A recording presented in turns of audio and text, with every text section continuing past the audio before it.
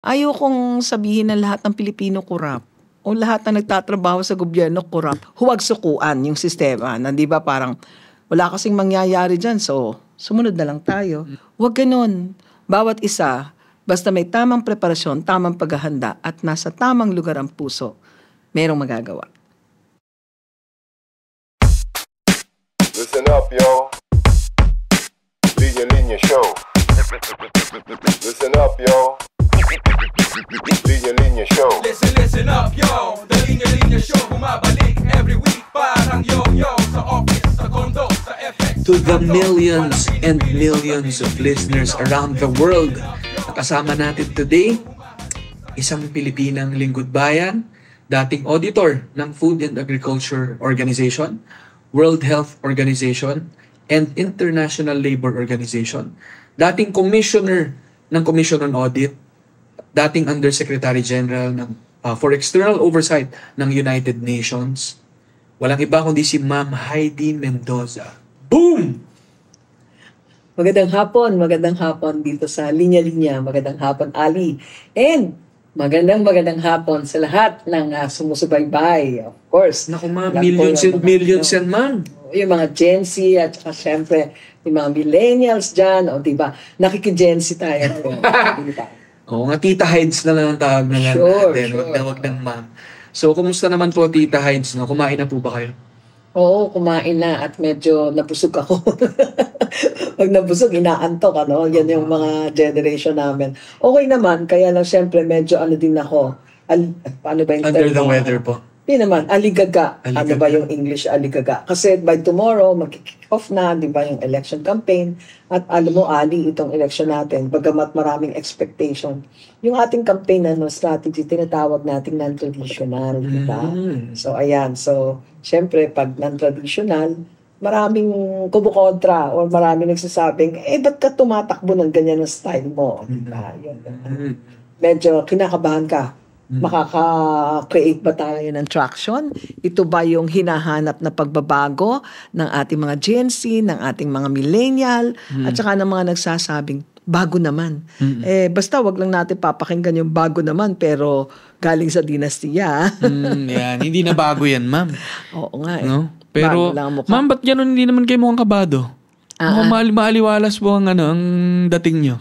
Ano lang yun, sa audit, alam mo, ang isang advantage or strength ng isang auditor, lagi mong napapakita, maaliwalas ang mukha mo. Although sa puso mo, kinakabakabahan ka. Kasi alam mo yon, lagi kang nagdadala ng isang sorpresa, di ba? O kaya hindi kagandahang marinig. Ang biro ko nga yung aming audit report kadalasan parang love letter. Di ba? Pag binasa mo, masakit. Pero kailangan mong i-implement, di ba? O kailangan mong tanggapin. So, ayan. So, trained na rin po kayo sa pag-audit, na... Nakalimutan ko na. Matagal ako din nag-audit. Pero kumbaga sanay na rin kayo sa mga ganyang pressure, pero kailangan composed, Nasanay na kasi unang-unang biroan nga nila, habang estudyante ka parang daw ng accounting, ano ka na na-train ka na doon sa tinatawag na paghawak ng mga critical problems, 'di ba? Yan ang mga problem solving, 'di ba? Kaya kapag nasa audit ka na, sanay ka na. At usually yung mga auditor yan usually yung mga puyat. Sanay sa puyatan, di ba? Yung mga nagpe-prepare ng tax, ganyan. Mga sanay mapuyat yan. Pero bilib ako sa mga Gen Z ngayon, talagang kung tumulog kayo, hanggat maaari ata. Madaling araw na. Hanggang umaga, di ba? Multitasking pa yung mga yan. Oo, multitasking. At saka parang iniisip ko minsan, nabubuhay sa kape, di ba? Pero alam mo, isa lang sinasabi ng anak ko Mama, bilib ako sa'yo Parang matindi ka pa sa Gen Z pagdating sa energy. Kasi hindi kita nakikitang walang energy. And yet, hindi ka nagko-coffee. Di ba sabi ko sa'yo, hindi ka nagko-coffee. Saan yung inuhugot yung energy kaya niyo, sabi ma'am? niya, grabe ka ma, yung energy na parang hindi ko alam kung paano mo, Tsaka, ang hirap mong sabayan. Yan, di ba? In terms of effort. So, hindi kayo nagkakape pala, ma'am? Saan yung inuhugot ang energy niyo? Basta, ano bang tawag doon? Hindi nagpapahinga yung isip ko Kapag gusto ko yung ginagawa ko. Hindi nagpapahinga. Parang may maiisip ako, tas maya-maya iba na naman. That's why, di ba, mahilig ka rin sumulat ng tula. Sa akin, yung pagsulat ng tula, yun na yung pinaka-calm and relax na moment ng buhay ko. Napapansin ko nga, ma'am, sa mga nakikinig sa atin, nanonood sa atin, pansinin nyo yung page ni Ma'am Heidi sa Facebook. Pa na yung post niya rin dun ng mga caption niya ng mga maiikling tula niya na Tagalog. Paano nga ba, ma'am? Mahilig po ba talaga kayo magsulat noon pa? Mahilig akong magsulat ng tula mula bata ako. Tapos nung naging auditor na ako, alam mo kasi sa mga katulad natin na sumusulat ng tula, maaari din sa mga Gen Z and Millennial na nanood sa atin na naglilinya-linya din ng mga tula. Kadalasan, naiipon yung hindi natin masabi. Di ba? Dahil iba ang trabaho natin o nature ng trabaho natin yung maging discreet tayo sa ating emotions. So every time na mag-o-audit ako, meron ako mga emotions. Di ba? Halimbawa, nag-audit ako. May mga bagay na nasulat ka na sa audit report. Pero ang audit report kasi it has to be objective. Di ba? Wala. Detached ng emotions yan. Di ba? Hindi personal. So, susulat ako ng tula. Doon ko ibinubuhos yung mga emotions, yung mga feelings na namahay sa puso ko at sa isipan during the time na nagsusulat ako ng audit. Wow. Ma'am, nakapagtula na ba kayo gamit ang numbers? Hindi pa. Nabigla ako doon. Hindi pa. Oo. Pero one time, I think, ito kasi yung problema ko Hindi ako nagpe-prepare ng speech. Wow. I never prepare any written speech. It's always on impromptu basis, Kaya kadalasan, masasabi kong, uy, parang ang ganda nung nasabi ko nito. I remember one time ang aking tinatawag na yung parang inspirational speech is about number. Number 1, number 2, Para alam mo, I can hardly recall now kasi nga hindi ako nag-iipon ng wala akong copies ng speeches talagang. It's always extemporaneous. Oo, extemporaneous. Oo, kaya medyo hindi ko siya nababalikan. Oo. Pero ma'am, grabe nakakabilib kung gaano kayo kababad with numbers as auditor. Parang naghahanap pa rin kayo ng ways na makabawi with words. So meron kayong sarili nyong mga tula, and then syempre nga nagiging na rin kayo suki na rin kayong speaker kung saan-saan. Napapasalita kayo. So parang, usually kasi parang kung may affiliation ka rin with numbers, mostly dun ka nabababad. Or kunyari, yung mga mahilig tumula, alam mong ayaw nila mag-math. Pero kayo po, parang nababalansin nyo? Hindi totoo yun. May biro nga ako Sabi ko, dapat itinuturo yung accounting na may bagong definition. Sabi kasi, accounting is the art of recording, summarizing, Kaya, yung mga taga-aral ng accounting, ang haba-haba ng definition, hindi pagod na pagod ka na, i-memorize mo pa lang. Sa akin, it is the study of relationship between numbers, di ba? So, hindi lang siya number. Ang accounting ay it's the story that happened among numbers. Ini-interpret mo yung story, yung relationship ng numbers. O, di ba? Anong relationship ng asset mo sa iyong, kunyari, capital. O, di ba? So, pag tinignan mo yung accounting, listahan yan ng things that you owe at things that you own. So, parang pag nilagyan mo ng mga numero, ang hahanapin mo, ano ang relasyon ng numerong na andun sa taas at nasa left at nasa right? O yan. Alam mo, nung napag-aralan ko yun, tapos na akong kumuha ng accounting. Kaya sabi ko, sayang kung alam ko lang dapat ganito ko itinuro yung accounting, di ba?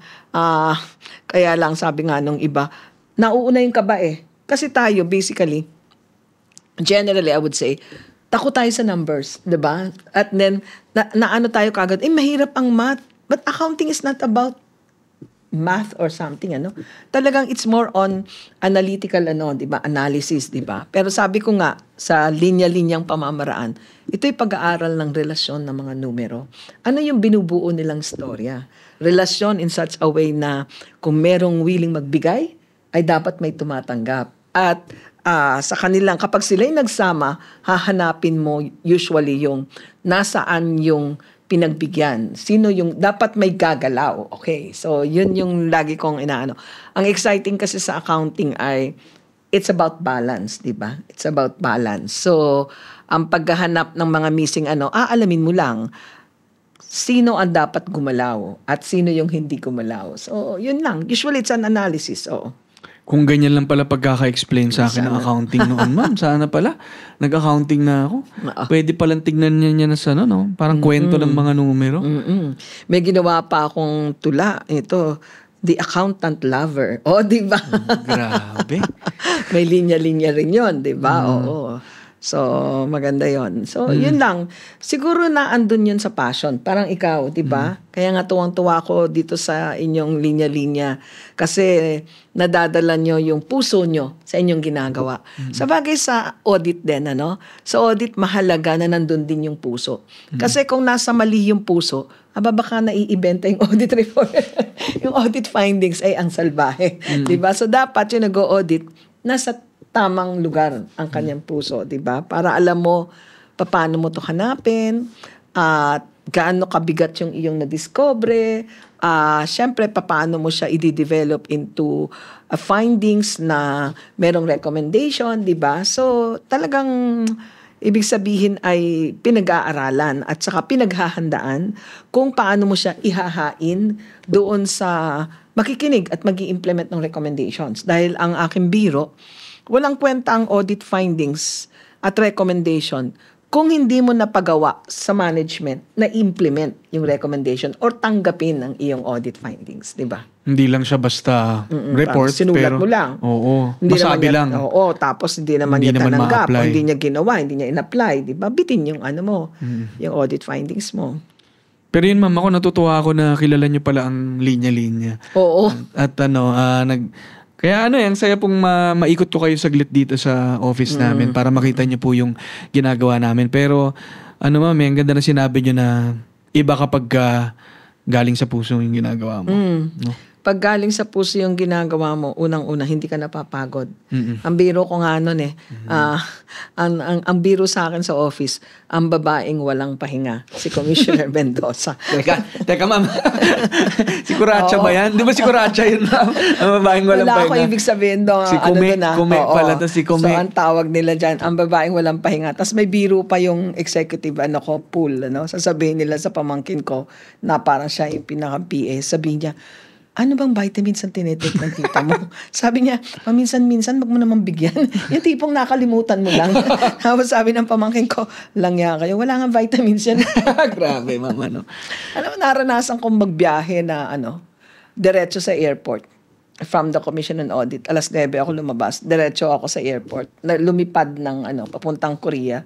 Pagdating ko doon sa Korea, paglabas ko, hinahanap nila yung mga travel documents. Saka ko lang naalalang, iniwan ko pala yung gamit ko sa aeroplano. Kasi naano ako sa sobrang, nagbago yung, akala ko natulog lang ako, nabigla akong bumaba. Sanay ako ng pagkatapos ng audit, magkakampanya, pagkatapos, balik din sa Pilipinas. Tapos, diretso sa opisina. Hindi ako umuwi sa bahay, diretso sa opisina. Oh my God, grabe ma'am.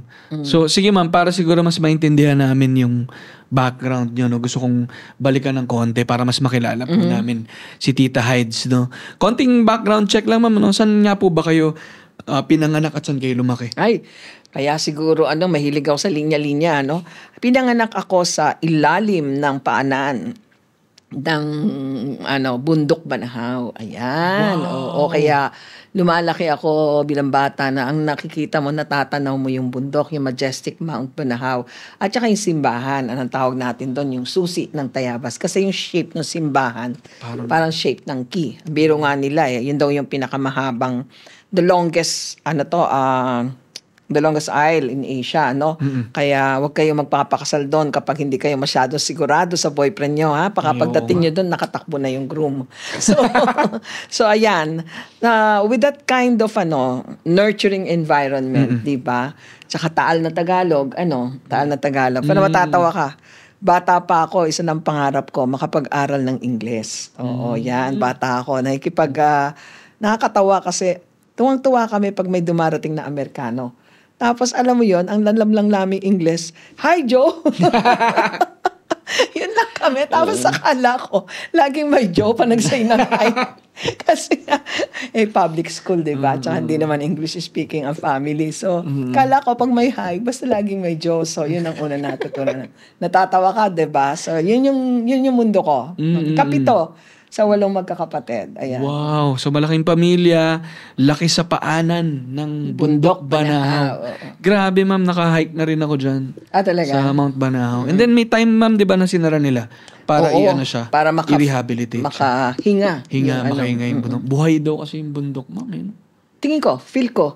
Kaya parang pag naandun ka sa area, alam mo, yun ang una kong ginawang hobby. Kasi, syempre, pag gwapo yung magbubuhat na sa'yo, hawak-hawak ka sa kamay, di ba? Di, sama ka na kasama sa mga mountain climbing, di ba? Dahil enjoy ka na may ka-holding hands ka. At saka ikaw ay binubuhat, di ba? And then, syempre, lumaki ka doon sa mga ilog, ano kayo doon, nagliligo, di ba? Wala naman kasing mga katulad dito, mga swimming pool na ano. Although meron na noon yung swimming pool by the river. O, yun ang title. Yun ang kanyang pangalan ng place, di ba? So, yun yung environment ko. Very conservative ang family. My father is a policeman. Ang nanay ko ay ordinaryong may bahay. Yung tatay ko, napakaano niya sa tungkol sa katapatan. Lagi niya sinasabi na wag ninyong papakainin ng nakaw. Oo. Pero simple lang, wag niyong pakainin ng hindi niyo pinaghirapan. Oo. So, ayun yung lagi sinasabi ng aking tatay. So, lumaki ako na yun yung guiding principle ko. Oo. And then, siguro nakwento ko na to, pero magandang marinig ng kabataan. Noon, kawalo ako. Yung sister ko may nanliligaw. Taiwanese ata. Uso nun yung Black Magic na chocolate. Yung Black Magic na chocolate, nakalagay sa tin can. Oo. Alam mo sa probinsya, yung lahat ng medyo magandang lata, iniipon, di ba? Ay, tinatago. Siguro kayo din, tinatago nyo yung first na date ninyo, ganyan. Ang nanay ko naman, yung magagandang lalagyanan. Doon nilalagay yung coins na baon namin. Tapos, tanong-tanong ko sa sarili ko, bakit kaya hindi ako natukso? Na pagpasok ko sa kwarto, walang nakatingin, kukuha ako ng higit sa baon ko, di ba? Tapos pag inisip ko, oo nga, anong ganda rin ng training ng tatay ko. Kasi parang pag naisip ko, pag kumuha ako ng mas higit pa sa 5 centimos na baon ko, may kapatid ako na nagugutom. Hindi siya makakakain ng merienda or lunch, di ba? Or may kapatid akong walang pamasahe, hindi makakapasok sa school. So nung nandun na ako sa audit, para nakita ko, sana ganito yung tingin natin, di ba? Sa kumbaga doon sa grand things, di ba? Na ang tingin natin sa pera ng bayan, kapag kinuha natin yung hindi para sa atin or nakalaan sa iba, merong hindi makakaaral. May eskwelahan na hindi magagawa o may kalye na posibleng bumigay kapag nagkabaha, di ba? So kung nakita natin yung kontekstong yon, hindi siguro tayo mapupunta doon sa kalagayan natin ngayon na ang pera ng bayan ay ibinubulsa, di ba? So, hindi ko makalimutan yon. Ang tawag ko dyan, the Black Magic Story, di ba? Ng aking pagkabata. At yan ang nagturo sa akin ang tatay ko. And hindi ko kinakahiyan ang tatay ko. Grade 6 lang ang natapos. Kaya mahilig akong mag-aral ng English. Kasi ako nagtuturo sa tatay ko ng English word. Sabi niya sa akin, turuan mo ako, anak. Ano bang ibig sabihin, anak, ng exploitation? O yan, tuturo ko sa kanya yan. Babasahin ko siyempre sa library, sa dictionary, di ba? Tapos i-explain ko sa kanya. And believe ka doon sa mga matatanda nun, hindi sila masyadong nakaabot ng mataas na, no? Pero mahusay silang magkwenta. At hindi gumagamit ng calculator.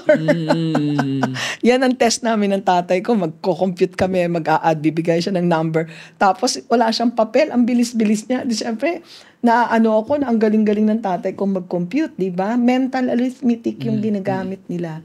Ayun, very conservative pala. Simba, at saka talagang hindi masyadong marunong tolerate ng ng mga hindi pagsunod. Kaya tumakas ako sa bahay namin. Gusto ko magtrabaho sa Manila dahil gusto kong takasan ng aking ama. Yung ba namang laging inililist ang plate number ng sasakyan mo, di ba? Tapos aalamin ng mga driver ko saan ka nagpunta. O di syempre ko naman gusto mo rin naman yung sumama muna sa halimbawa kainan sa gimmick. Iba. Wala pang gimmick nun, wala kami masyadong pera Pero minsan hindi muna kayo uuwi, tatambay muna kayo dun sa kantin ng eskwelahan, di ba? Ayun, kinakausap niya yung mga driver, anong oras ako lumabas, anong oras ako sumakay. So siguro parang feeling ko, kailangan makapunta ako ng Manila at nang maranasan kong maging malaya, di ba? Wow, grabe. Yung background niyo, ma'am, mas nagigets ko ngayon kung bakit siguro ganyan yung yung naging personality and naging traits niyo, yung training sa inyo ng tatay niyo tungkol sa katapatan. And ang ganda ng Black Magic story. Ang dami ko pong gustong sendan na mga ibang mga tumatakbo pa. Para maintindihan po nila, no? Sa mga nakikinig sa atin, parang feeling ko marami silang naiisip dyan eh. Na sana, no, kung ang ganda lang nung analogy na yun, ang ganda lang nung kwento na yun, yung anecdote na may alkansya na pinag-iipunan. Mga coins lang. Coins lang yun, pero tama Doon kami kukuha ng baon. Pero walang hindi siya hati-hati. Nakalagay lahat. Iisa siya. Isa lang. So parang kaba ng bayan talaga. Naiisa na lahat tayo nag-aambag. Tapos wala nakatingin, di ba? Wala Papasok ka nakatingin. ng room. Kukunin ko yung share ko. Tapos, yun, tinanong ko, bakit hindi ko kinukuha yung sobra? Alam ko lang na kukunin ko ganito. Tapos naisip ko kasi, yun, sinasabi ng tatay ko, huwag kang kukuha ng sobra kahit wala nakatingin kasi alam mo, magugutom ang ate mo o hindi siya makakapasok. Ang galing din, ano? Kasi parang hindi lang tungkol sa sarili mo yung tinuturo ng tatay mo eh na At hindi siya nag-aral. Galing, no? May parang may Pananagutan. may pananagutan, meron agad na epekto yung kilos mo sa ibang tao. Oo. Pero Ali, siguro gusto ko rin no? Alam mo yung development ng character, nandun yun sa situation kung saan ka ipinanganak eh, di ba? Kanina binanggit ko yung Mount Banahaw, tapos yung itong Black Magic can, ng tsokolate. Sana nga meron, panay ang promote ko. Yung isa pang sinasabi ko na naka-root din sa aking story. Di ba ako yung ikawalo? Dahil ikawalo ko na, yung crayons mo, yung pinagbali-bali na, di ba? Hindi ako nahiya dyan eh. One time, pinasulat kami, pinadrawing kami ng apple. So, tingin ako ng tingin sa bag ko. Alam mo ba kung anong kulay ang madaling maubos? Di ba kulay pula? So, wala akong kulay pula. Kasi nga, hand-me-down lang yung crayons ko eh. So, ang pinangkulay ko sa apple ko, kulay brown, di ba? Dahil yun lang ang natira. Black, ubos na rin eh, di ba? And then, we were asked na pumunta sa harap at isabit yung alam mo, malakas ang loob ko, sinabit ko. Until after, tinukso ako na rotten daw or bulok yung apple ko. Alam mo, from then on, ang obsession ko, colors. Kaya ako natutong mag-paint. Wow. Kasi naaalala ko yung story ng bata ako na inggit na inggit ako sa kaklase ko na merong yung tatluhan ang linya, yung tapos palabag, merong tasahan. Hindi ko naranasan yan eh. Talagang ang sa akin, nakalagay lang sa ng margarina na putol-putol pa eh. Diba?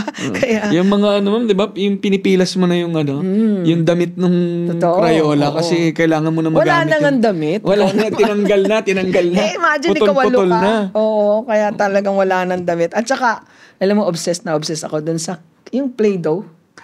Oo. Wala akong Play-Doh. So, every time na may Play-Doh yung classmate ko, nakatingin ako kasi gustong-gusto ko. So, nung lumaki ako, nung pumunta ako ng New York, di ba, ang gaganda ng mga art stores sa New York? Hala, binonggahan ko ng gusto. May buy ako ng mga nakasusi, di ba? Mga nakasusing art supplies. Kaya ang biro ng asawa ko, maganda lang painting mo kasi mahal yung materials. Bumawi. Okay. Wala nung noon eh. Ngayon, bawi na. No? Talagang makulay ang kwento ng buhay nyo. Oo, pero siguro there's something there na pwede natin balikan. Sabi kasi nila, usually yung mga wala nung bata na hindi happy, sila usually yung may tendency maging corrupt. Agree ka ba? Kasi di ba yung parang mga pinapanood natin sa teleserye na parang mahirap tapos biglang mag-aasawa ng mayaman and then di ba the usual Korean Sa akin hindi. You know why? Kasi at home ako dun sa sitwasyon namin. Di ba? Di ako nahihiya na. Kasi tinanong na ako niyan sabi ni Ombudsman Marcelo nun, tanungin kita, bakit hindi ka corrupt? Di ba? Personal yan Sabi niya, kasi ako simple lang Kapag binibribe ako, ang sinasabi ko, putya pare, mas mataas pa ang net worth ko sa'yo. Sabi ko, sir, hindi ko kaya sabihin niya kasi hindi naman ako mayaman. Ba't ka nga hindi corrupt? Hindi ko lang na-realize yung importance ng may pera ka. Kasi lumaki ako na parang feeling ko walang kulang kahit wala kaming pera. Kaya kayang-kaya kong yung any offer or what. Lumaki ako walang kulang Hindi ko naramdaman kung ano yung kahalagahan ng may pera or what. Kasi sa akin, puro mahirap din ang classmate mo. Di ba? Para sa bayan, ang mayaman lang yung doktor. Kaya tuwang-tuwa kami magkakasakit kasi nakakasakay kami sa kotse ng doktor. Parang it's a fantasy na at home ka where you are. You never realize na mahirap pala kami, na kakaiba ka pala. Kasi all of you are parang mahirap. Pero Disente yung buhay, kumakain, nakakakain. Wala lang mga privilege. Konti lang yung merong 3 na crayon na merong pantasa. Nasa perspective din, ma'am. No? Nasa pagtingin mo rin kung ano yung halaga ng mga bagay. Parang para sa inyo, pagkukulang yun sa pananaw siguro ng ibang tao, kulang kayo sa pera. Sa Pero amin, hindi. sa pananaw nyo, ano ba yung sapat? Ano ba yung kulang? Hindi ko nakita yung kulang. Kasi nga parang sa akin, sapat lang dahil masaya kami ng ganun, di ba? Masaya kami na ang eraser namin, ginugupit namin yung tsinelas namin para maging eraser. Kaya nga bukas pupunta ako sa eskwelahan, lalakad ako doon kasi gusto kong balikan yung panahon na isa lang ang lapis mo. At napakahigpit ng nanay ko. Alam mo, hindi pwedeng mabali ang lapis kasi nga bibili ka ulit di ba? So, kailangan yung lapis mo hindi mababali, di ba? Tapos pangalawa, ang problema mo, yung lapis pwedeng hindi mabali. Ang problema, yung eraser sa dulo, di ba, napupudpod. Kaya ayun, natutunan namin yung goma ng chinelas. Tatapyasin namin na ganyan, tapos irarab namin ng hanggang sa nabubura yung Anyway, siguro ito yung tinatawag nating nagsusurvive ka sa mahirap na sitwasyon at yun ang nagde-develop ng character. Nagugulat ako, iba yung sitwasyon ng mga Gen Z ngayon, And hindi ako lagi ko sinasabi sa anak ko, bakit anak parang andali niyong masiraan ng loob. Oo. Noon kasi anak, wala halos lahat Pero naghahanap ka naggagawa ka ng paraan, paano mapunuan. At parang okay ka na doon. Hindi mo na hinahanap yung wala. Yun nga yung ma'am, iba rin yung challenge sa mga bata ngayon. Kasi yung sitwasyon niya noon, ito lang ang meron, kailangan mong gumawa ng paraan. Paano mo mapapagana yan? Paano ka magiging masaya? Sa simple, sa payak. Pero ngayon na maraming nangyayari at karamihan ay nasa kamay na natin. Tayong pumipili ng panonoodin natin. Tayong pipili kung anong pakikinggan natin. Dati kahit yung music na papakinggan mo, kung ano lang yung available sa paligid mo Ngayon, sa cellphone mo, nandyan na yung libo-libong mga kanta na pwede mong pakinggan. Kaya nga, sarap balikan. Noon kasi, walang libro. Ang libro noon, parang pupunta ka lang sa library, hindi mo pwedeng iuwi. O kung may iuwi man, hindi kayo isa-isa. Talagang makikibasa ka sa ka-classmate mo, So, nung nasa United Nations na ako, tinasa ko, ito pala yung the main organ of the United Nations, the General Assembly. O, diba? Binabasa ko lang yun sa libro na parang hihiramin mo pa or pupuntahan mo sa library. Unlike ngayon, everything is provided, di ba? Mag-enroll ka, lilinya ka dun sa meron ka na ng buong libro na iuwi, di ba? Kami nun wala. You have to go to the library. At kung walang library, manghihiram ka sa kapitbahay o dun sa, baka may teacher ka na mayaman, na mayroong mga libro, may encyclopedia. Wala kaming encyclopedia nun. Parang problema rin yung kapag sobra yung kakulangan. Problema rin kapag sobra-sobra naman. Sa akin, I would rather na yung kakulangan na kasi dahil kulang, tapos madiskarte yung nanay at tatay mo, natutunan mo na to live by with magawa ka ng paraan na hindi mo nararamdaman na kakaiba pala yun or kulang yun. Kaya nga sabi ko, halos pare-pares lang kami ng mga classmates ko.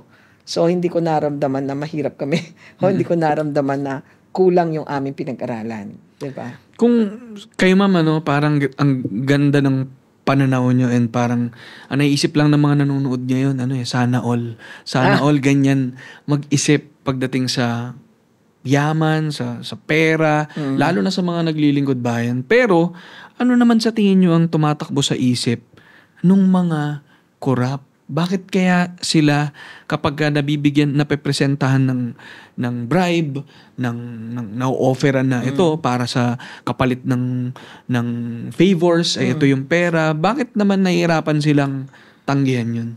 Kasi walang katapusan yung greed Nakita ko yan Walang katapusan yung greed. In the same way na hindi mo rin naman masasapat na mapapasalamatan ang katapatan, di ba? So, ganun din.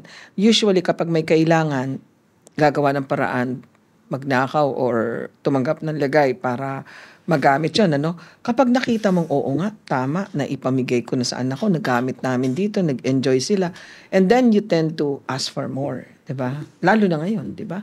Kasi parang ang dali-dali lang, ang daling itago, at saka ang daming paraan para ma-achieve yung mga bagay na mahal, di ba?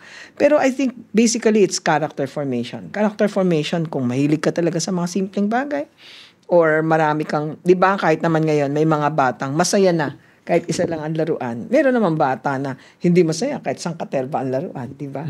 So it's character formation. Ang naalala ko yung isang pari ng Maris, brother ng Maris, sabi niya, comfort is the enemy of character formation. Diba? Unfortunately, ang mga magulang, lagi natin sinasabi, naku, gagawin kong araw ang gabi para ibigay sa iyo ang lahat ng iyong kailangan at lahat ng magbibigay ng iyong comfort. Magaling yung sinabi ng brother na yun ng Maris, na sinabi niya, comfort is the enemy of character formation. Ako, guilty ako doon kasi bagamat hindi comfortable yung aking paglaki, sa akin wala akong hinanap. Parang hindi ko naramdaman kasi nga halos pare-parehas kami.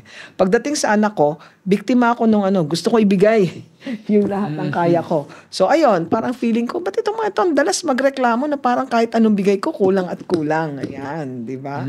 And they will always have a point of comparison, no? Parang samantalang noon, nakakahanap ka na solusyon. Kaya kailangan, I think, matutuhan nga yung appreciation siguro nga sa mga bagay na nandyan. Kasi Totoo. kapag hindi rin na-develop yung appreciation na yun, yung gratitude siguro, laging maghahanap, walang sapat. Laging may naghahanap ng sobra. At yan yung pinakadelikado. Kasi nga yung greed ay talagang walang katapusan. No? Nakuha mo na to and then you want some more. And then you want some more. Di ba? Ang ganda, ma'am, yung kwento pa lang ng yung background story nyo pa lang, pang nobela na agad, ma'am, ha? Pero, ang ganda lang matutuhan yan, kasi syempre... So, nga, palabas sa maalaala mo kaya. Kaya lang wala akong pambayad, eh. Ay, no. Anong pamagat, ma'am, ng Naku, parang may pamagat may contest, na ako. May contest, Parang alam ko ng black magic can ng magiging pamagat nito. Kaya ano ba yan? Piraso ng tsinelas. O kaya tsinelas. Ano kaya maganda? Iba nga. Pero, wag na. Doon na lang tayo sa black magic. Hanapin mo sa internet mamaya ako ng itsura ng black magic can. Wow. Medyo maganda talaga yung itsura niya. Kaya talaga yung nanay ko, itinago yung lata. Naku. Kaya, actually, one time nung umuwi ako, hinanap ko yun eh. Siyempre, iba na kasi kalawangin na. Pero maganda talaga yung packaging. Sana dyan na talaga nilalagay ang ang budget ng bayan. Sa black magic can na lang. Hindi, parang pag inisip mo nga, parang gano'n na lang sana yung idea, di ba? Putting together all the funds of the government, and then there are different sectoral needs, and then you allocate, and then huwag kang kukuha ng sobra dun sa di ba? Minsan, ang gandang isipin niya na gano'n lang sana siya kasimple, no? Oo. Pero parang, bakit kaya, ayun, hindi masyadong na-form ang character. Kaya bunot ng bunot nang hindi iniisip yung nawawala sa iba. Ako nga ang biro ko. Dapat, pa nag-a-apply sa government, sasabihin, naghahanap ka ng trabaho, di ba? Kailangan, there was the time na ako nag-i-interview, yun ang sinasabi ko. Ang hinahanap nyo, trabaho, ha? Okay. At pumapasok kayo sa gobyerno, alam nyo na maliit ang sweldo. So, dapat wag kang mag-i-expect ng ang liit-liit naman ng sweldo and then you justify. Maliit kasi ang sweldo kaya ayan, nag-uuwi ako ng gasolina. Para alam mo na, pandagdag sa pangangailangan, paano kami mabubuhay? Ang liit na sweldo. O diba? Dapat, alam mo yan. When you enter the government, ito lang sweldo mo. Diba? Yun yung lagi kong sinasabi. Sige, ma'am, puntahan natin yan. Lalo na, alam ko, ma'am, nagkasabay po tayo sa gobyerno noon. Nakikita ko po kayo sa mga meetings noon. No? So, nung panahon ni Pinoy, nandun din po kayo. Ano pong kwento naman ng pagpasok nyo sa gobyerno? So, naging auditor po kayo. So, malamang nag-aral po kayo ng accounting. Yan po ang tinapos nyo. Tama po ba? And then, paano po ang naging journey nyo papuntang gobyerno? Nag-aral ako. Actually, ang gusto ko nga sana maging doktor. Nagpunta nga ako ng UST. Kaso nga, in-exempt ako sa entrance exam dahil ako'y salutatorian. Ay, grabe. Ay, unfortunately naman, na-invalidate yung NCEE results namin. Kami yung kaunahang na-invalidate. So, pagpunta ko ng UST, sabi sa akin, ako, I'm sorry. Wala kaming basis kasi hindi ka nag-entrance exam tas wala ka NCEE. Hindi ako in-accept. Hindi iyak ako ng iyak. So, I have to go back to Lucena. Nag-aral ako sa Sacred Heart. Nag-accounting ako. Pagkatapos, pumasa naman ako, nang naging CPA ako. Namatay ang father ko nung nagre-review ako. So, pumasok ako sa COA auditing aid. So, ito yung pinakamababa. Parang salary grade 4 or 7, something, mababa talaga. Ang gusto ko talagang assignment, yung paikot-ikot ng bansa. Kasi nga, di ba, gusto kong laging umaalis. So, sabi nga niyan, doon ka sa Performance Audit Office. Performance Audit Office, para kayong Special Task Force. Ayan. Ngayon, Special Audit Office ng pangalan nun. So, ayun, naggagawa kami ng audits. Iba-iba yung audit na experience ko. Pumupunta kami sa field, tumitira doon, natutulog sa mesa. Wala namang pang hotel ang auditor na mababa yung aming tinatawag na per diem, di ba? So, ayun. So, auditor ako from 1984 to 2005. So, yun. Tapos, yun nga, nag-audit kami ng iba-iba yung agency na na-audit ko. Nandun yung National Museum, National Food Authority, MWSS. So, it's a mix of audit lang. Mga local government, provinces, kanyan. And then, of course, naging audit natin din yung Makati. And then, of course, yung controller ng Armed Forces of the Philippines, di ba? So, nung nangyari yung audit ng Armed Forces of the Philippines, ayun, medyo nagkaroon ng, di ba, ng twist. Okay, nag-enter into a plea bargain. Okay, kinwestiyon yung plea bargain, etc. So, I have to go into a whistleblowing. So, But before that pa, nag-resign na ako kasi nga parang hindi ako masaya dun sa naging resulta ng pag-handle ng audit report ko. Nung nag-resign ako, nag-consultancy ako. Wala pa kasing call service nun. Call center. Sana nag-call center na lang ako para at least may stable akong trabaho. Nothing against it, di ba? Para may stable akong trabaho. Kaya lang, walang available nun, tsaka matanda na rin ako, di ba? So, nag-consultant ako sa World Bank and then kinuha ako sa Asian Development Bank. When I was the Asian Development Bank, parang 2 buwan pa lang ako or lumabas na yung pre-bargain agreement. Nagkaroon na ng iba't ibang pangyayari. So, I have to come out in the open and dito nag-start yung whistleblowing. So, resign na naman ako sa Asian Development Bank, di ba? Medyo mahirap yung story ng family. We have to move from one place to another hanggang sa nagtago na nga kami, di ba? Kasi there was this threat. Tapos, President Noy was, elected, di ba? And then, kinausap niya ako, nagkita kami kasi there was this clamor ng public na i-appoint ako, di ba? Ang hirap nun kasi ikaw nag-shake ng organization di ba? May organization, parang nabahira ng hindi magandang kulay, di ba? Masakit din sa akin yun, di ba? So, parang ang unang challenge ko ay how do you go inside an organization na dinamage mo, di ba?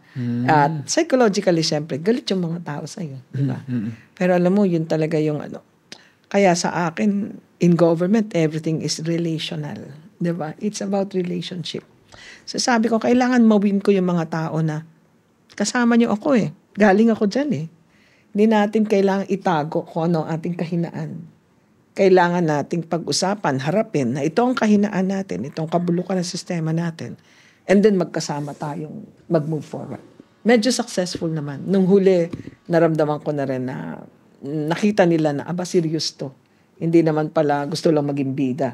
O hindi naman pala gusto lang ma-promote. Hindi man lang nagiging director, commissioner na agad. Di ba? Parang katulad ngayon, no? Sabi, paano ka magiging commissioner? Hindi ka pa nga naging director. Wala naman tunog ang pangalan mo. Di ba? Wala ka naman backer. Di ba?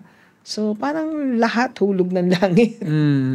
So, ayun, yung challenge really is navigating an organization that you have hurt so badly. Diba? At sabi nga ni President Noy, when you shake somebody else's rice bowl, of course, you expect a reaction. Diba? Isa lang yung puhunan. Wala silang kayang iba to. Yun, diba? Kasi kung alam nilang itong auditor na to, tamad yan. O itong auditor na to, tumatanggap ng yan. Wala silang kayang gumatutan. So, naman. And siguro nakita rin nila na seryoso ka. Yun lang. Because you are always being watched. Alam mo yun, di ba? Kasi you shake the organization. You shook the organization to speak kasi nung pa yun, Kumbaga, parang dumudulay ka sa alambre or tumitira ka sa isang glass house, di ba? You are constantly being watched. So, feeling ko, hindi ako humihinga nung buong 5 taon na yun. Grabe. Hindi ka humihinga. Careful na careful ka. para kang dumudulay sa alambre. Kaya nung umalis ako nung December 2015 sa eroplano papunta sa New York, parang ang gaan ng feeling kasi first time kong tinapos yung public life ko na parang hindi ako humihinga. Bakit hindi ako humihinga? Sa akin kasi, yung fight against corruption, personal sa atin yan eh. Ang mga tao would rather believe na angungurakot din yan, di ba? And therefore, when I accepted the position, ingat na ingat ako, Diyos ko Lord, wag mo po akong hayaang magkamali. Kasi bakit? Hindi lang ako yung nasira. Okay lang yun, haharapin ko yun kung ako nagkasala. Ingat na ingat ako kasi masisira yung anti-corruption advocacy na ako ang ginawang mukha. Di ba? So that is the biggest challenge. That is the most difficult challenge. Ay, grabe ma'am. Ang dami ko sanang notes eh. Pero yung sinasabi niyo ma'am na na yung naging pambato nyo kasi marami kumukwestiyon dahil yung talon ninyo na from nung nag-whistleblow kayo yung naging muka nitong pagsisiwalat ng mga Hindi lang yun, korupsyon. di ka pa naku-confirm. Ayaw ako i-confirm. Oo nga. Tapos ang sakit-sakit nun, di ba? Pabalik-balik ka, makikiusap ka. Your Honor, ganito, di ba? Tapos nung huli, parang pagod na ako. Sabi ko, ano bang problema nyo sa akin? Hindi naman ako magnanakaw. Hindi naman ako tamad. Bakit ayaw nyo ako i-confirm? Talagang sinisipa na ako sa likod ng tao. Lalo ka hindi mo ko confirm. Di ba? Parang pagod ka na, di ba? Pero isa lang yun sinasabi ko. When you reach that na talagang almost willing ka nang ibigay, doon ka talaga susubukin ng Panginoon Doon niya talaga ibubuhos yung lahat ng biyaya. Yung parang dapang-dapa ka na, nakastretch na lahat ng mo, nakahiga ka na't lahat. And then saka kanya itutubusin. Kaya sanay na ako. Kaya ang biro ko nga nung tinakbo ko to, sabi ko, sa buhay ko lahat ng laban mahirap. Pero okay lang yon. Kasi sa lahat ng naging laban, naging mahirap, pero lahat ng laban na yon matagumpay kong iniwan. Diba? So, yun ang sinasabi ko lagi na eto, running for a public post na wala kang pera, wala kang partido. Tapos, hindi ka kilala masyado. 10 years na ako naging commissioner. At, alam mo yun, yung antindi nung kasamaan na Team Kadiliman. Diba? Parang hindi mo nararamdaman.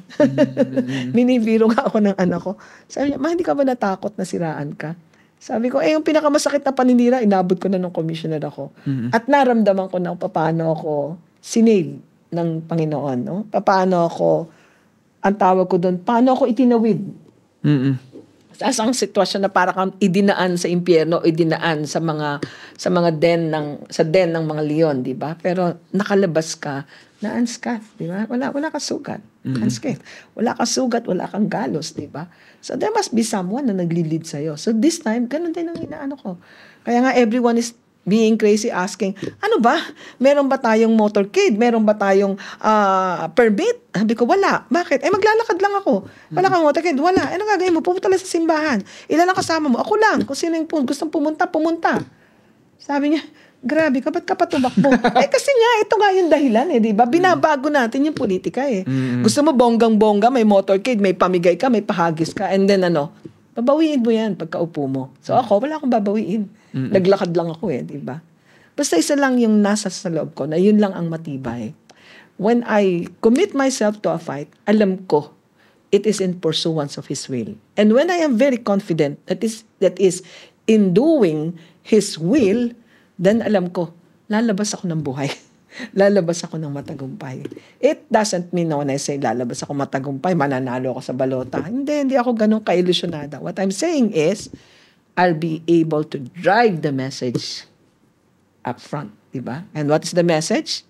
Hindi natin kailangang gumastos para manalo. Diba? At hindi natin kailangang mandiri sa politika. Because if indeed, politics is the pursuit of the common good, then hindi tayo matatakot pumasok dito. Kung buo ang loob natin na ang hinahanap natin yung makabubuti sa kababayan natin, di ba? Remember the black magic story.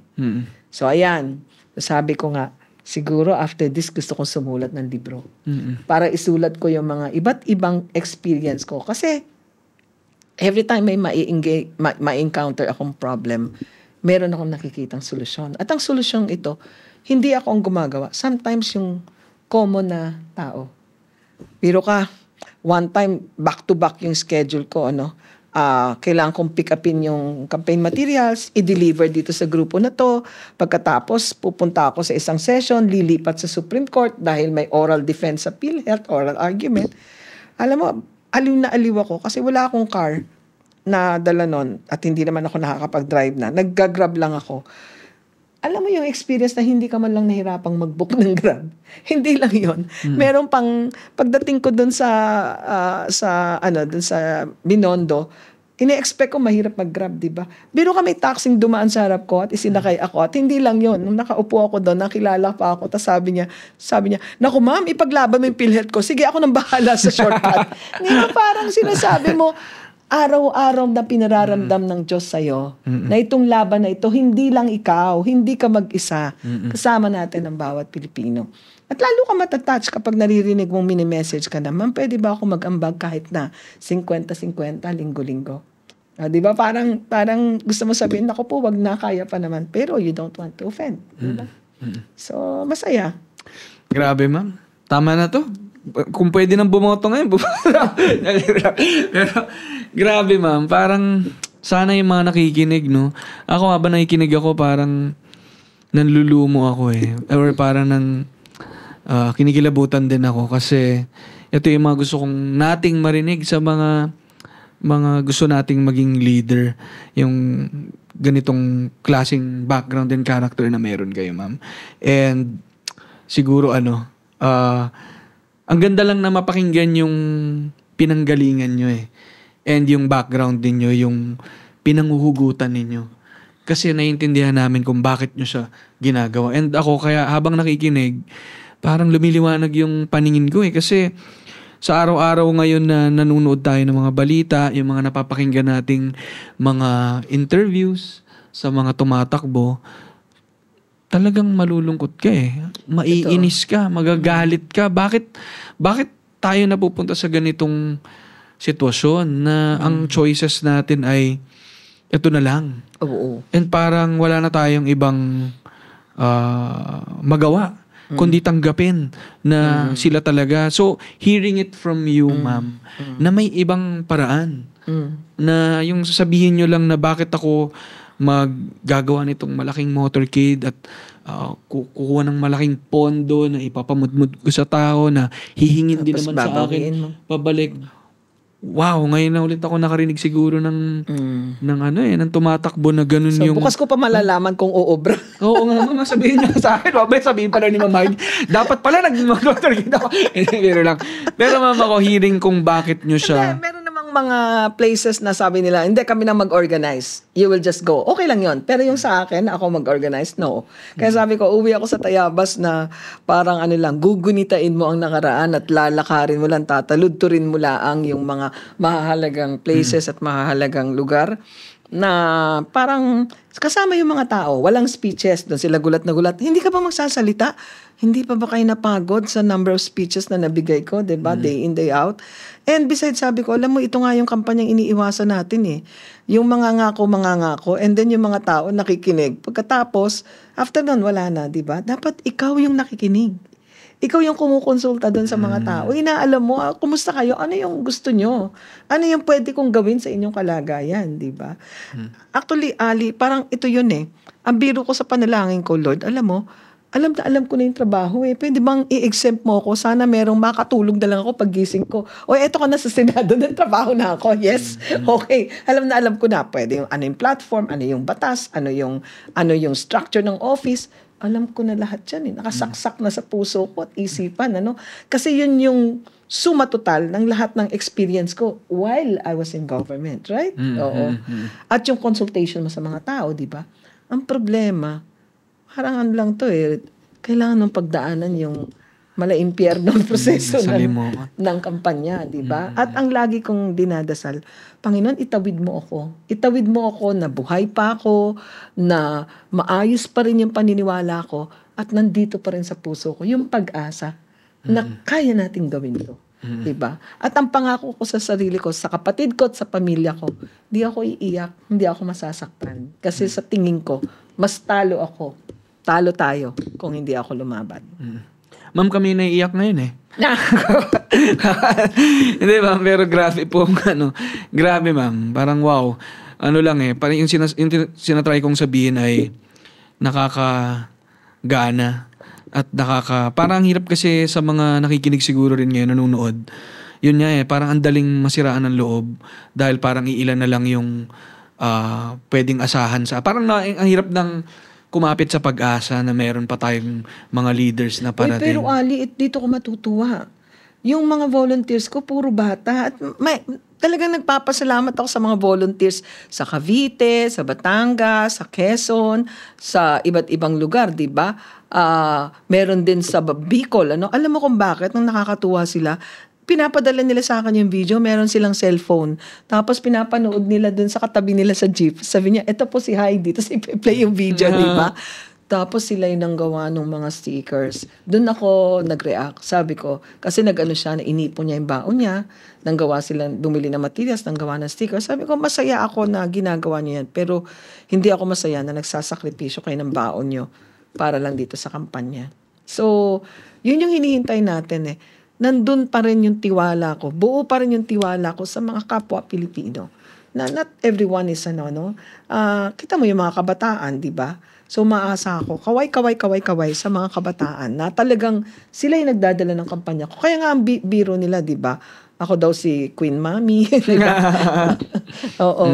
Kasi parang puro kabataan yung naandon at nagtutulak at sila yung manggagawa ng house to house. Kaya careful tayo eh. Hindi natin sila pwedeng bigyan ng maling halimbawa. 'Di ba? The moment na mayroong isang nagpropose, halimbawa sasabihin, ma'am, ba't hindi kaya bigas? Mamigay tayo ng bigas. Sabi ko, yan nga iniiwasan natin eh, 'di ba? Yung mentality ng mendicancy, etc. At saka yun nga, yung patronage politics, 'di ba? So kailangan makita natin na ang labang ito, hindi ako lang ang tumatakbo, buong bayan. And therefore, kung ano yung kaya niyong i-contribute, kung halimbawa kaya niyong mag-contribute ng isang papel, o isang t-shirt, o diba? And then, yung mga youth natin yung gagawa ng paraan paano mabuo ito, diba? Tingnan natin kung hanggang saan tatakbo. Bukas yung baptism of fire para sa akin. Pero, wala akong kaba eh, kasi wala akong ekspektasyon. Ang ekspektasyon ko, wala man akong binago sa buhay ko eh. Ang kailangan ko makita ang pagbabago. Yung pagbabago sa buhay ng bawat Pilipino. Diba? Yun ang objective ko. So, hindi ako masyadong cool lang. Maniwala ka, bukas yung kick-off, nandito pa ako. Kaya nga, ma'am, grabe talaga. Paano kaya matutuhan to? Naggagayak pa ako ng 5 araw na damit, di ba? At saka Ang aayos. dami kong inaalaala sa trabaho. Pero si ma'am, magki-kick-off party pa. Kick-off pa bukas, event. Pero calm and composed. And ito, nag-share pa ng mga stories niya sa atin. Nakaka-inspire talaga. Ma'am, pero syempre, no, sabi nyo nga, sana, pagmulat ng mata nyo, bukas. Election na. Nasa Senado na kayo. Unang araw nyo po sa Senado, ngayon, ano pong gagawin nyo? Siyempre, kailangan muna magpasalamat. Kasama lahat.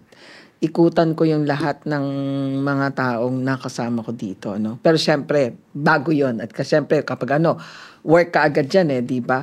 Una muna, ang aking gagawin ay aalamin muna natin ano yung mga pending bills. Kasi every start, nagsisiro yan eh, di ba? Pero gusto kong balikan. Kasi ang tawag ko dito, low-hanging fruits, di ba? Naipasa na yan eh, nung mga nakaraang kongreso. Magre-reset yan, di ba? Dahil bagong bukas ng Senado, pagdating dyan, aalamin mo, ano yung mga bills na sa tingin mo ay may saysay, pero hindi na aksyonan. Dahil ang aking platform ay anti-corruption, unang-una kong titingnan yung Public Financial Management Act. Alam mo yan, dahil panahon ni Presidente yan, at dapat ito yung legacy niya, di ba? At sana nakikita ng tao yung yung kind of public financial management system at that time at ngayon, di ba? Malayo-malayo, di ba? So yun, titingnan ko. Anong status ng Public Financial Management Act? Bakit ito mahalaga? Mahalaga to, alam mo po kung bakit?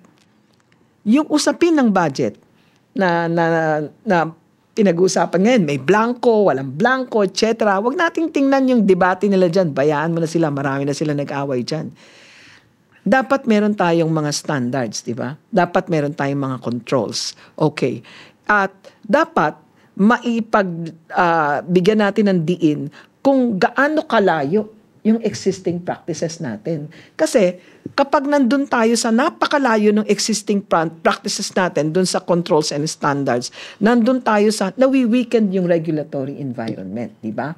Ibig sabihin natin, halimbawa, nung mga nakalipas na taon, lalong-lalo na nung administrasyon, hindi naman uso yung unprogrammed funds na pagkalaki-laki, at halos hindi mo na makilala yung budget dahil napakalaki ng unprogrammed funds. Pangalawa, ang inilalagay sa unprogrammed funds ay yung mga basic needs, di ba? Para mailagay yung pangangailangan ng di ba?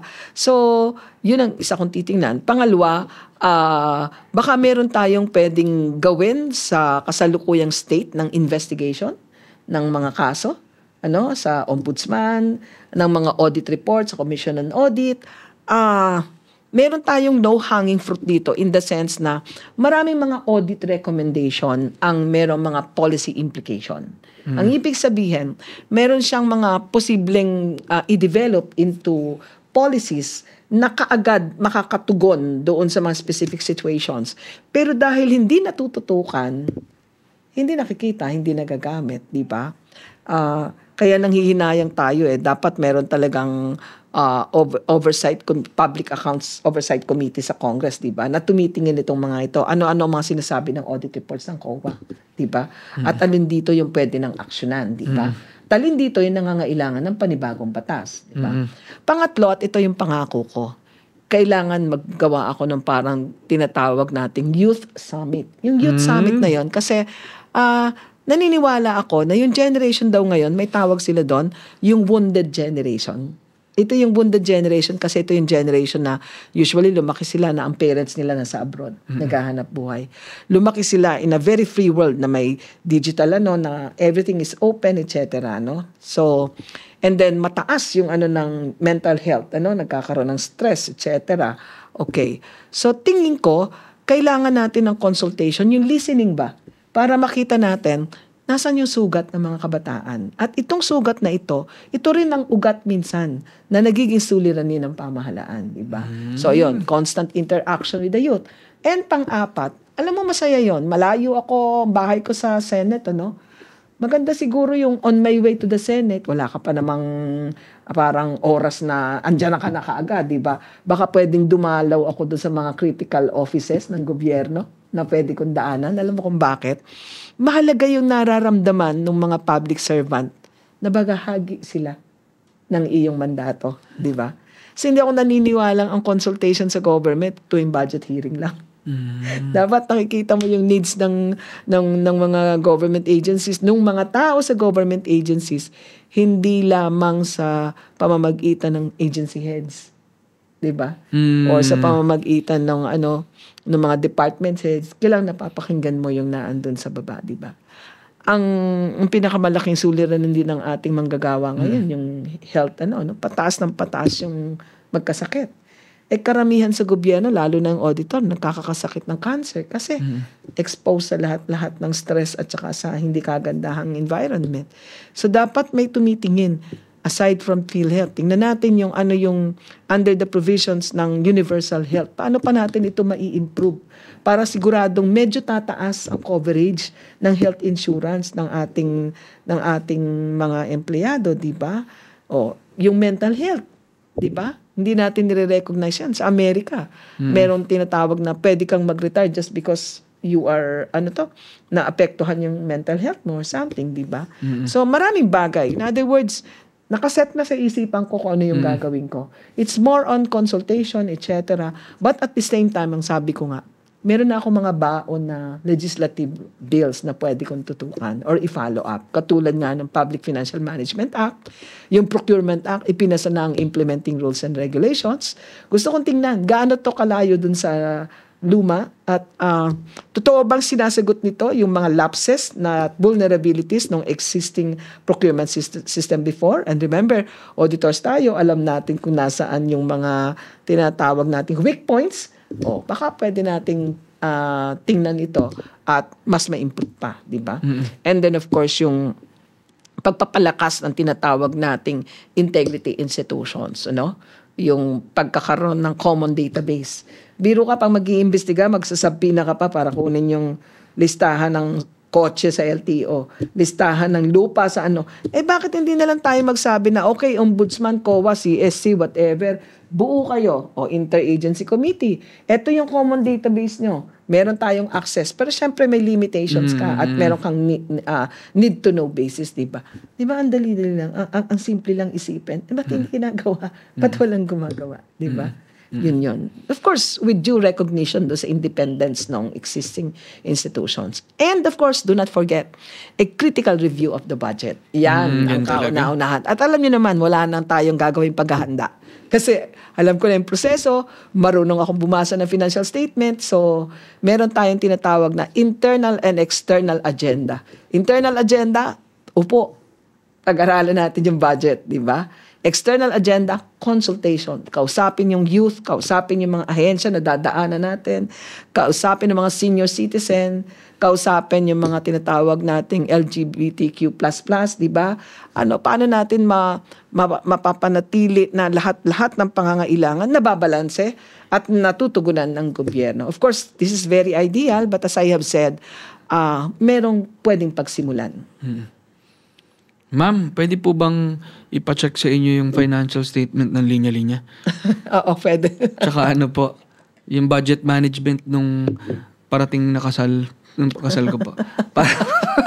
Magpapakonsult lang po sa Natuturuan ko kayo kung yung forensic accounting. Ayun, paano mo nalalaman na dinadaya ka ng accountant mo? Ayan, di ba? Or paano itinatago yung mga yung mga palusot. Ayan, yan ang mga exciting. At exciting yan sa mga Gen Z, di ba? At tuturuan din namin kayo ni Shelo. Hingi ng listahan ng ayuda, mag-audit tayo, di ba? Wow. Yung mga nakakatanggap ng ayuda dyan, pwede palang Hindi naman tayo ayaw ng ayuda. So sabihin, ayaw nyo kasi hindi nyo kailangan. Hindi po ganun. Ilalagay po natin sa tama. Tamang halaga at tamang dapat puntahan. Kasi pinapipirma sila ng walang amount. Hindi siyempre, doon pa lang, pangitan na. Oo. Tsaka alamin natin, laging nagsusumbong, ma'am, yung isa nga po ay OFW po ang asawa. Oo. Meron pang nagparinig sa akin, wag mo po sabihin yung lugar mabibisto po ako. Ano yon? Ginawa akong pang reward sa mga players na umuwi na nanalo. So sabi ko, okay, maraming pwedeng tingnan. Maraming handa tayo sa trabaho. Grabe naman. And wala ma'am, yung mga binanggit niya talaga, budget, yung transparency, Public Financial Management Act. Yun, yung youth summit. Parang ito yung mga bagay, lalo na pagdating nga sa pondo. Pati yung PhilHealth, di ba kasama? Parang ito yung mga pinaka kailangang matutukan sa gobyerno ngayon. Dahil ang laki ng epekto niya sa serbisyo ng gobyerno kung nawawala itong mga pondong to. Kaya parang kumbaga, ang punto ko lang, ma'am, parang yung timing din ata nitong pagtakbo ninyo ay very timely. Kasi ito rin yung bagay na kailangang matutukan ngayon.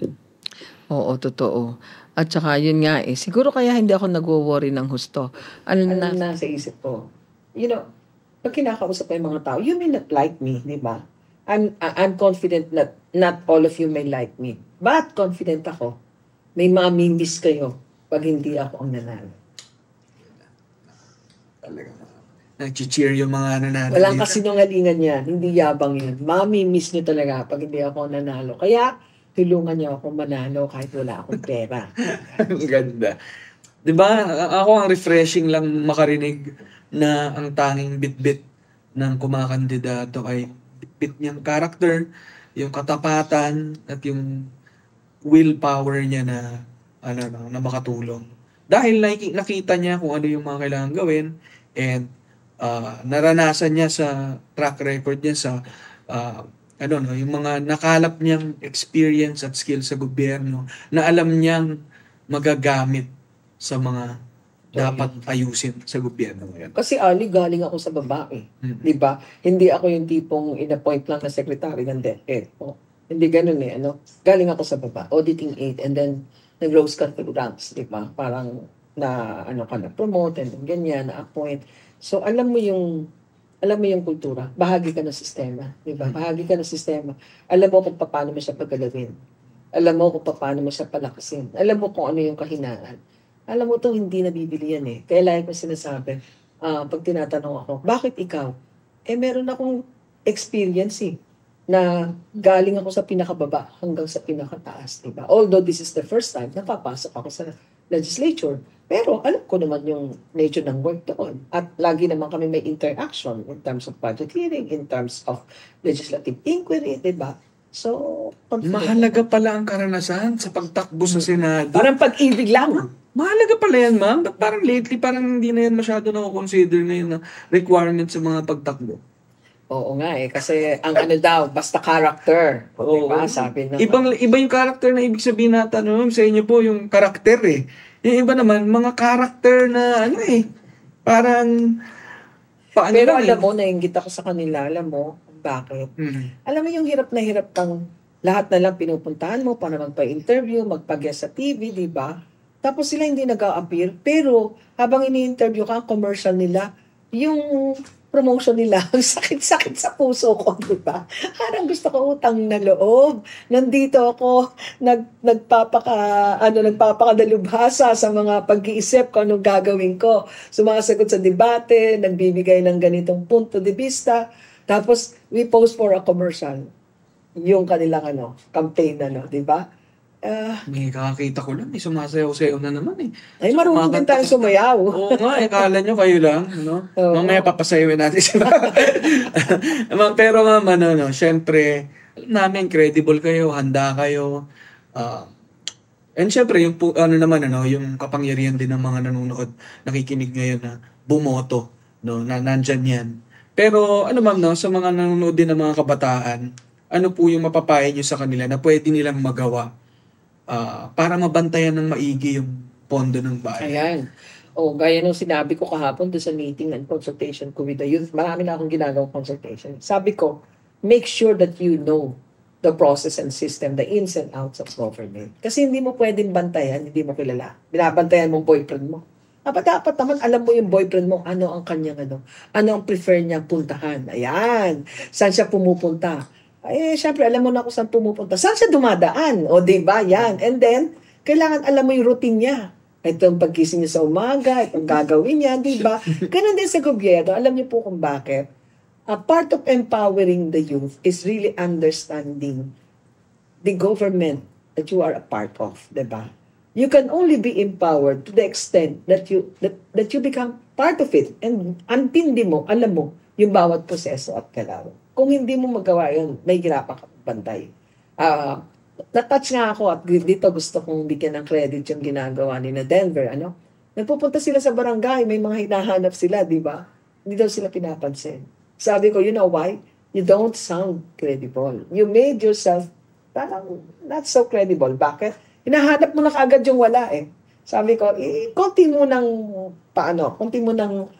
pasakalin, so to speak, di ba? Di ho ba? Dito sa batas na to, ganito yung at karapatan ho namin. So in other words, pinapala mo sa kanya na hindi ako nandito, na nanggugulat lang nandito ako dahil alam ko ang karapatan ko, alam ko ang takbo ng gobyerno, at alam ko kung anong dapat ko i-demand. So, for the young generation, make sure na alam nyo ang bawat galaw, bawat proseso, sistema, para empowered kayong makialam at matutong magmasid at paganagutin yung mga lingkod bayan.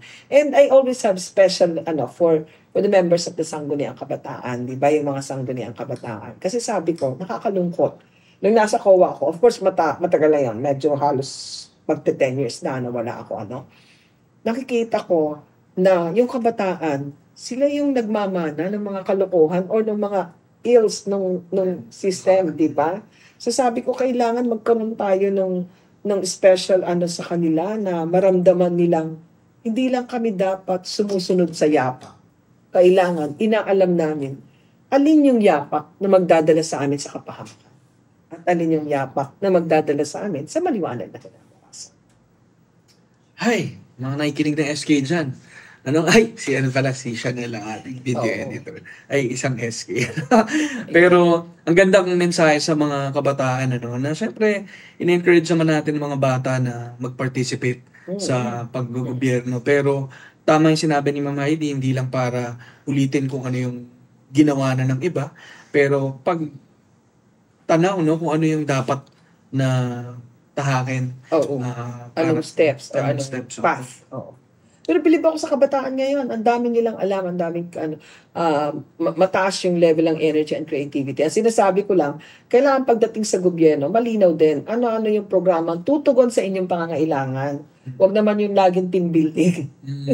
Mga naman maubos yung pera sa team building. Huwag naman, dapat medyo pag-aralan din yung ano ba yung pwedeng gawin. Halimbawa, pwede ba kayo magbigay ng mga halimbawa, ano yung dapat na pangangailangan ng kabataan ngayon, di ba? Yung leadership training, ganyan, di ba?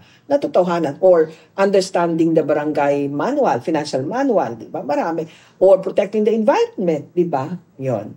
At ang gusto ko, ito yun meron kayong sariling mundo di ba? You are very at home with the digital technology, with the digital environment, no? Bakit kaya hindi sama-sama nating change the narratives? Malaman mo ba yung possibility na kapag nag-TikTok ka, kunyari, ang pinag-uusapan natin ay hindi yung hiwalayan ni Andy at saka ni Mar. Ang pinag-uusapan natin ay, halimbawa, paano magbantay ng barangay health center. O, di ba? O kaya, paano mag-audit ng isang flood control project. O, di ba?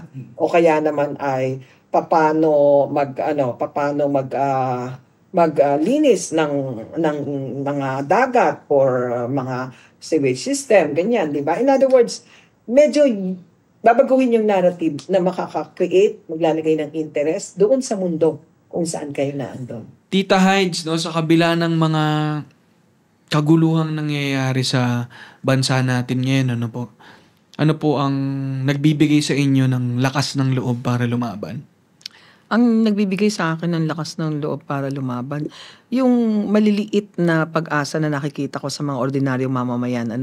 When you go out of the streets, yung mga tao na patuloy na lumalaban sa kanilang mga hanap buhay. Halimbawa, usually ang mga kausap ko, mga grab driver, yung mga nagwawali sa daan, di ba?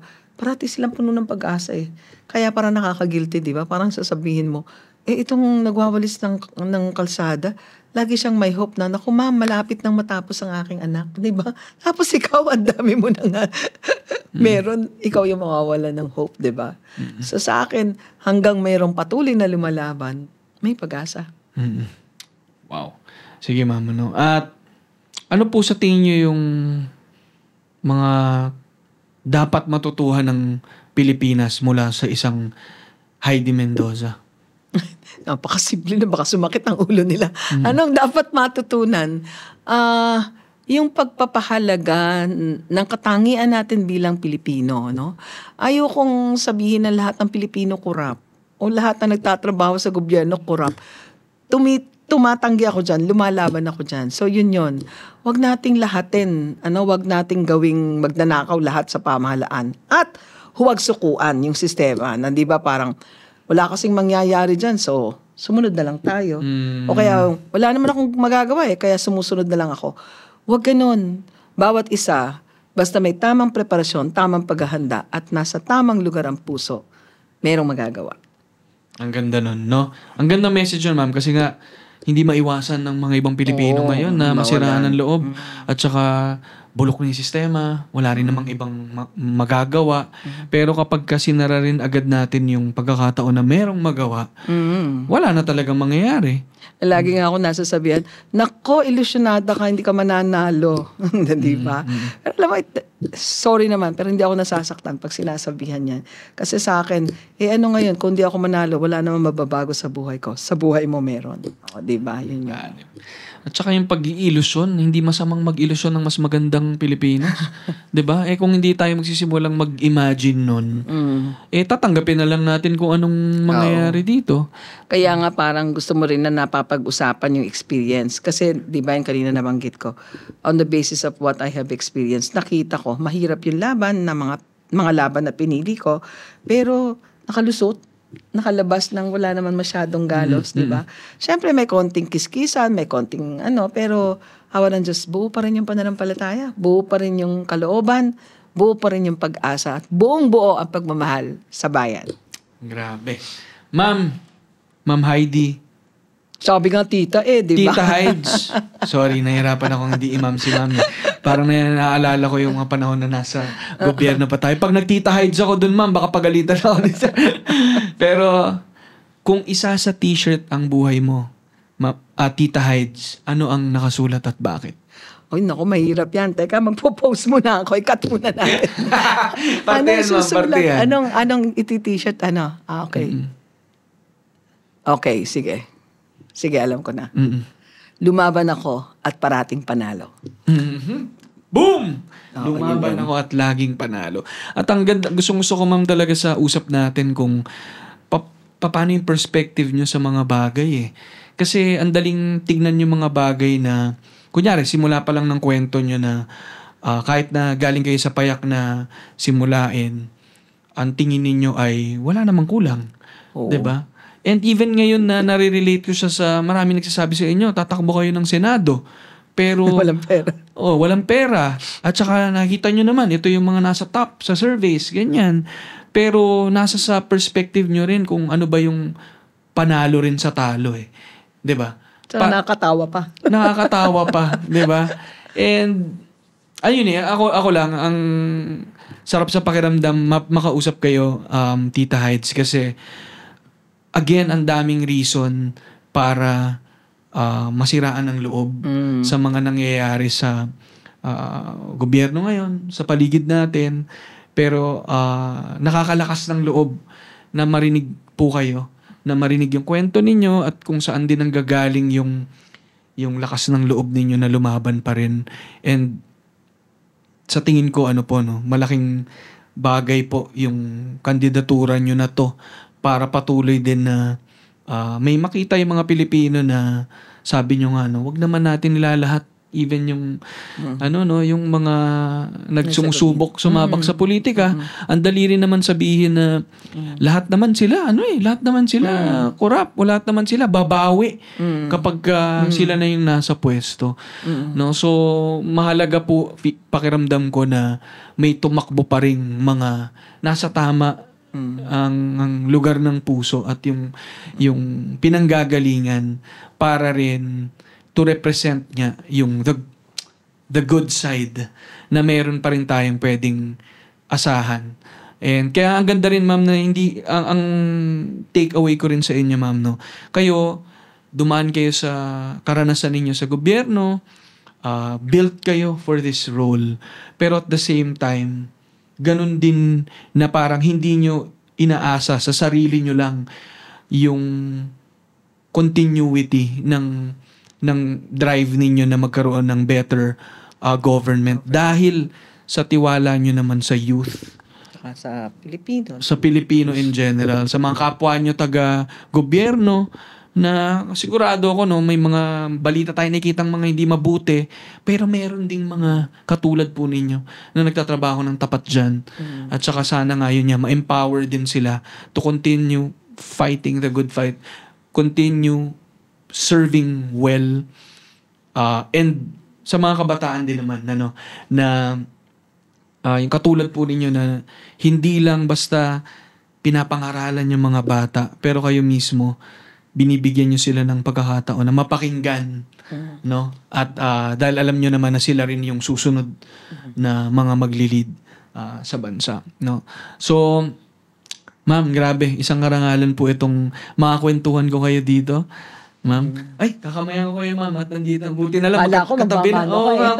Hindi, Tita Hides, pero hindi na magmamano. Pero ma'am, kayo ang una kong kinamayan sa Linya-Linya Show kasi po dati nandun sa tapat ko yung kausap ko kaya hindi ko maabot Ngayon po naabot ka na.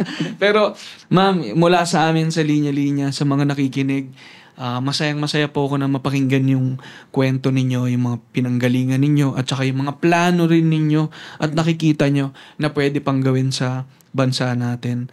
At wala po kaming hangad kundi maging mabuti ang kampanya ninyo. At good luck po sa mga susunod na araw. At sana hanggang dun sa dulo, yung energy nga na sinasabi ng anak ninyo na hindi nawawala, sana nandyan po palagi. Siguro yung last ko, no? Alam mo sa gabi, parati kong ine-examine yung conscience ko. Tinatanong ko, Lord, talaga bang ganito yung feeling? Bakit hindi mo pinaparamdam sa akin na malungkot ako? Or bakit hindi mo pinaparamdam sa akin na, parang nakakawala ng pag-asa kasi ang layo ko sa survey. Di ba? Bakit parang hindi mo pinaparamdam sa akin yung, ang hirap maghanap ng funds, di ba? Parang lagi kong feeling na high ako na parang walang problema. Baka bumagsak ako nito ha. Tapos sa lahat ng pagod mo, tinatanong mo, bakit tuwing gabi na pagod ka, pagising mo sa umaga, fresh na fresh ka? Parang nakalimutan na yung lahat ng pagod mo. Siguro kahit papano, may inihanda kang resulta para dito. Kung ano man yung resultang yun, excited ako. Sana excited din kayo. Huwag niyong kalimutan, I'm on Facebook, Heidi Mendoza 45 sa TikTok. And of course, meron din akong X. Hindi ex-lover, ha? Twitter account. Okay? So bilang tulong, paki-like, comment, and share. At sundan natin itong linya-linya, no? At gustong-gusto ko na ngayon, excited na akong magsuot ng campaign shirt mula sa linya-linya. Maraming salamat. Maraming salamat po, Ma'am Heidi Mendoza, Tita Hides, at sa lahat ng mga nanonood, nakikinig. Sundan po ninyo ang pages ni Ma'am Heidi, Ma'am pa rin, Tita Hides. At kilalanin nyo kung ano yung mga iba pa niyang nagawa sa kanyang karera at saka mga ihahain niyang plataforma for the Senate. At tayo maging mapagmatsyag tayo, no? Crucial itong mga susunod na buwan sa magiging takbo ng bansa natin. Sana mas maging vigilant tayo at mag-participate, no?